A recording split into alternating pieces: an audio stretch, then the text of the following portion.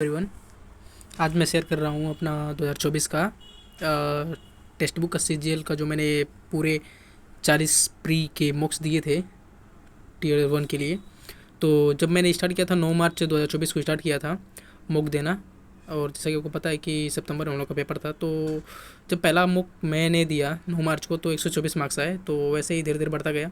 फिर 26 अप्रैल को दिया 9 मार्च के बाद, क्योंकि मार्क्स काफ़ी कम थे तो मैंने फिर मॉक देना छोड़ दिया। फिर 127, फिर 145, फिर 151, फिर 129 आ गया अचानक से। और फिर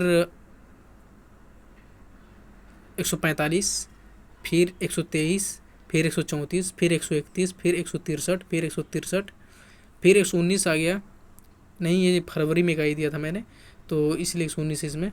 तो फरवरी का ही मार्च में फिर 121 से था, मार्च में 147 ही था, मार्च में ही 148 चला गया था, फिर मार्च में ही 151 भी चला गया। एंड मार्च अप्रैल में 150, अप्रैल में 137, फिर अप्रैल में लास्ट अप्रैल में 163। एंड मई की स्टार्टिंग में 145, फिर मई के लास्ट में 156, मई के लास्ट में फिर 157, मई के फिर लास्ट में 160, फिर जून की स्टार्टिंग में 156, जून की स्टार्टिंग में मिडवे में 149। एंड फिर जुलाई में है 159, एंड जुलाई के लास्ट में है 150। एंड उसके बाद अगर अगस्त की स्टार्टिंग में आते हैं तो 161।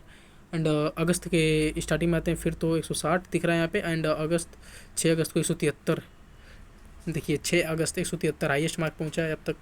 एंड फिर 21 अगस्त को 160 रहा, 25 अगस्त 173, and 6 September 144, 7 September 163, 13 September 166, 166, 167, 14 September 171.5, 27 September 149। And बच गया अब 38, 39, 40, 3 मुक्स बचे रहे, बाकी सब लाइव मुक्स अटेम्प्ट हुए। तो ये रहा। और फिर इसमें इसमें यही, तो फिर हमने इन मुक्स को ख़त्म करके, तो फिर लाइव मुक्स मैंने अटेम्प्ट किया एंड उसको ख़त्म करके फिर लाइव स्मोक जैसे कि आरपी चलते थे, ओली बोर्ड एंड टेक्स्ट बुक। तो टेक्स्ट बुक के भी लाइव मुक्स होते थे। तो फिर ये 40 मुक्स रहे। और फिर यहाँ पे हम देखते हैं तो सेक्शनल भी अटेम्प्ट किया गया था। तो सेक्शनल में देखिए करंट अफेयर का सेक्शन तो मैंने छुआ तक नहीं था, इंटेलिजेंस का छुआ था। तो इसमें स्टार्टिंग में 16 है।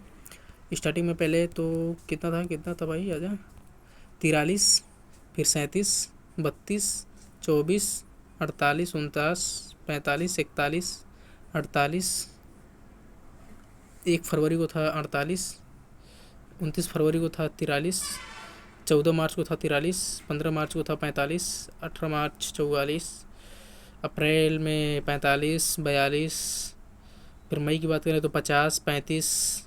एंड सितंबर में दिया था मैंने 29 सितंबर को, यानी कि पेपर हमारा यार तो आ करके दिया था क्या शायद, हाँ शायद 48 मार्क्स इसमें थे। तो सेक्शनल ये रहा। अब देखते हैं जनरल अवेयरनेस का। तो जनरल अवेयरनेस ये रहा। तो इसमें पहला जनरल अवेयरनेस दिया तो इसमें 18 मार्क्स आए थे। फिर ये दिया था मैंने जनवरी 6 में, जनवरी 2024। जनवरी की बात करें तो 27, फिर 17, फिर 23, मार्च आ गया तो मार्च में फिर 23, अप्रैल में 33 पहुंचा, फिर 24, फिर 32, फिर 26, फिर मई में 26, मई में फिर 21, फिर 27, जून में 23, फिर 32, फिर 28, फिर 35। फिर उसके बाद मैंने अटैम्प्ट ही नहीं किए। तो ऐसे ही मार्क्स रहे। प्री में 35 मार्क्स आए थे, 35। क्वान्टिटी एप्टीट्यूड की बात करें तो इसमें पहले 31, फिर 42, फिर 25, फिर 17, फिर 27, फिर 34, फिर 31 से 29, 29, 38, 34, 31, 20, 37, 32, 25, 33, 35, 19, 26। देख रहे हो भाई, ये मैंने 12 मई को दिया था, लेकिन ये बहुत पहले ही मैंने दे दिया था। अभी मेरा आधा सिलेबस कंप्लीट था केवल। कंप्रेशन की बात करें तो कंप्रेशन में था। और जनवरी से बात करते हैं 34, फिर 32, 45। अब फरवरी की बात करते हैं तो 33, 35, 48, 33, 33, 35। अप्रैल में आ गए 35, 40, 45। एंड मई में आ चुके हैं तो 45, फिर 50 भी स्कोर रहा है एक बार का। एंड रैंक 1 भी इसमें है। एंड फिर मई की बात करें तो 37, 38, 37। जून में तो 38, 43, 37, और फिर सेक्शनल एक ये मैंने अटेम्प्ट किया था, फिर री अटेम्प्ट किया तो इसमें मार्क्स नहीं दिखाता है। और ये 41। तो ये सेक्शनल का रहा है टीयर 1 का। तो इसको ख़त्म करते हैं, फिर एक बार टीयर 2 का भी बनाते हैं, चैप्टर वाइज और sectional wise plus sectional wise, module wise and फिर फुल टेस्ट एंड फिर डिफिकल्ट टेस्ट। तब तक के लिए यहाँ पे ख़त्म करते हैं इसको और फिर मिलते हैं। तो इस वीडियो से आपको यही सीख मिल सकती है कि कोई भी ऐसा बच्चा नहीं है कि जिसका अचानक से मार्क्स इंक्रीज हुए हों, या पहले से ही उसका मार्क्स जैसे 50 है तो 50 में 40 आने लगे हों, 45 आने लगे हों। आपने देखा होगा हमारे भी मार्क्स मैथ में थे, कभी कभी 17 थे, 18 थे, 19 थे, 20 थे, 25 थे, 30, 31, मैक्सिमम 30 से 40 के बीच में आपको मिले होंगे। एंड 40 से 50 के बीच में कुछ कम ही थे।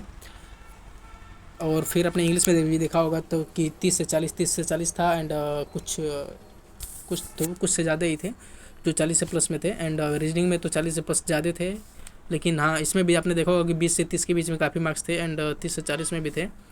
तो इससे यही करने से मिलता है कि आप कंटिन्यूसली क्या करिए, प्रैक्टिस करते रहिए, प्रैक्टिस करते रहिए, प्रैक्टिस करते रहिए। और प्रैक्टिस से क्या होता है कि आपकी जो माइंड की कॉग्निटिव एबिलिटी है वो बढ़ती रहती है, बढ़ती रहती है, बढ़ती रहती है। और जिसकी वजह से जो कि आपकी माइंड है काफ़ी जल्दी रिस्पॉन्स करने लगता है। जब माइंड की रिस्पॉन्स करने की टाइम इंक्रीज होती है, कम होती है, तो जिसकी वजह से आपकी स्पीड बढ़ती जाती है। और स्पीड जब बढ़ेगी तो फिर आपको टाइम कम लगता है। पहले मैं मतलब अटेम्प्ट करता था तो रीजनिंग में भी मैं 15 ही अटेम्प्ट कर पाता था। तो ऐसा मत सोचिएगा कि आपसे नहीं हो रहा है, सबसे नहीं होता है, लेकिन धीरे धीरे करते रहिए बस।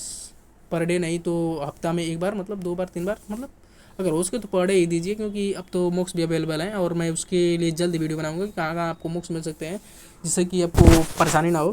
तो इस वीडियो को यहीं पे ख़त्म करते हैं, फिर मिलते हैं आगे।